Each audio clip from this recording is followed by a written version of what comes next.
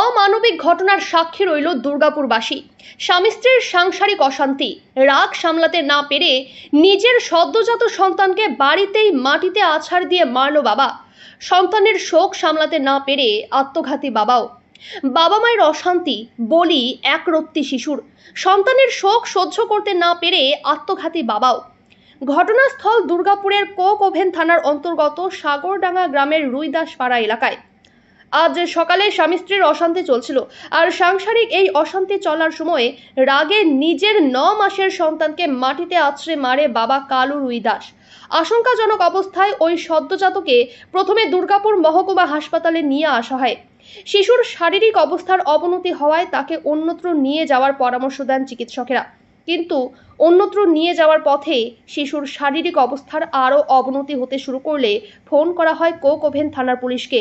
পুলিশের গাড়িতেই ফের ওই সদ্যজাত পুত্র সন্তানকে দুর্গাপুর মহকুমা হাসপাতালেই নিয়ে আসা হয়, সেখানেই মৃত্যু হয় তার। এদিকে সন্তানের শোক সামলাতে না পেরে সদ্যজাতর বাবা কালু রুইদাস বাড়ির সামনে ট্রেনের সামনে ঝাঁপ দিয়ে আত্মহত্যা করে। অমানবিক এই ঘটনার জেরে শোকের ছায়া দুর্গাপুরে। খবর পেয়ে দুর্গাপুর মহকুমা হাসপাতালে ছুটে আসে স্থানীয় 28 নম্বর ওয়ার্ডের প্রাক্তন councillor Ankita Chowdhury. Coke oven থানার পুলিশও ছুটে আসে মহকুমা হাসপাতালে।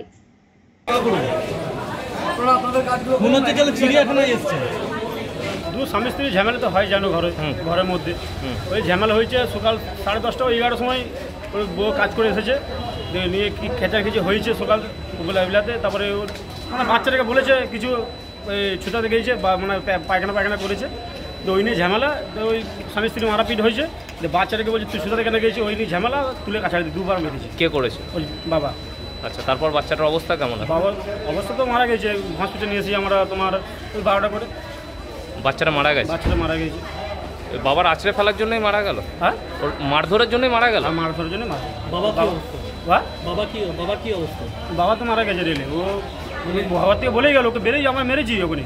আর ওকে কেন করলি এটা, আমরা তো মারবোই, পাড়ার লোকের তো মারবোই। আমরা তো বলেছি আমরা মারবো, যেহেতু বাচ্চাটাকে মারধর করেছে। হ্যাঁ, ওরা আমার মেরেছে। আমরা ওই সাইডকে পালিয়েছি দৌড়ে খালি গায়ে।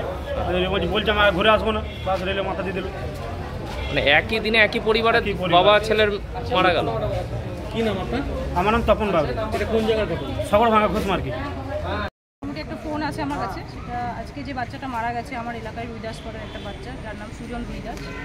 তো বাচ্চাটার বয়স 9 মাস। তো ওর জেঠিমা ফোন করে বলে যে এরকম ওনার দেওর এবং দেওরের বউ খুব ঝগড়াঝাটি করছিল, সেই মুহূর্তে ওনার দেওর বাচ্চাটাকে তুলে আছাড় মেরে দেয়, এরকমই একটা খবর আসে।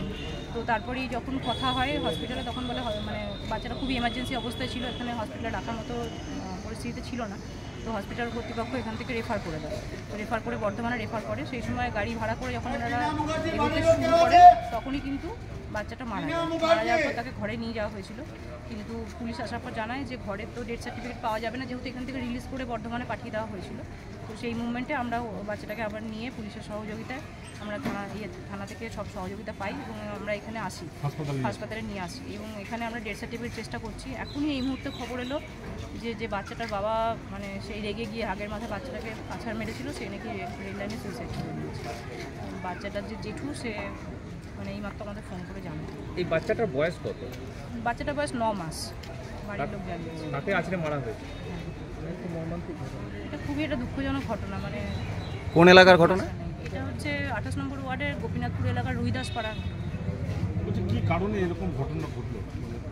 মানে ওই সময় বাচ্চার মা বাবার বাচ্চাটাই ঘরে ছিল, আশেপাশের লোক যেটুকু বললো ওরা ঝগড়া করছিল। এবার কী কারণে ঝগড়া, কী ব্যাপার, সেটা তো মানে আমরা তো সেই সময় ছিলাম না, সেখানে জানতে পারি। আর এখন ওর মায়ের সেই পরিস্থিতিও নেই কথা বলার মতো।